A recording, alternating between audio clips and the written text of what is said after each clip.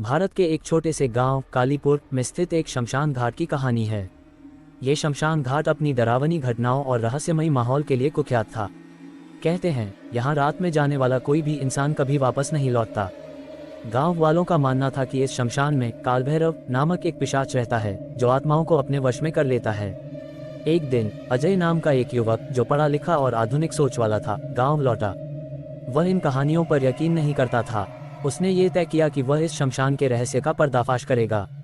गांव वालों ने उसे बहुत मना किया, लेकिन अजय ने उनकी बातों को अंधविश्वास मानकर ठुकरा दिया। शमशान में पहली रात अजय चुपके से रात के समय शमशान गया। चारों तरफ घना अंधेरा और सन्नाटा था।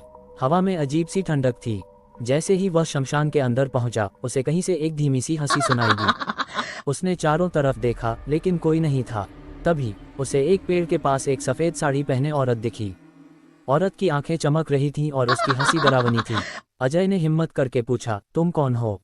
उस औरत ने धीरे से कहा, तुम्हें नहीं आना चाहिए था। अब तुम लौट नहीं पाओगे।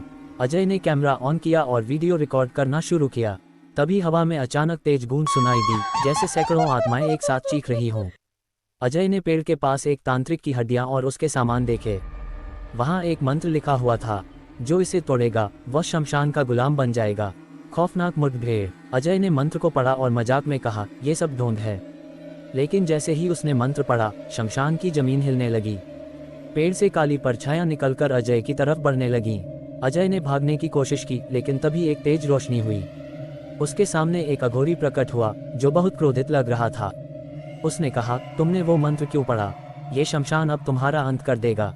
अजय ने रोते हुए कहा, मैंने गलती की, कृपया मुझे बचा लो। चमत्कारी अंत। अघोरी ने ध्यान लगाया और अपने मंत्रों से उन काली शक्तियों को शांत किया।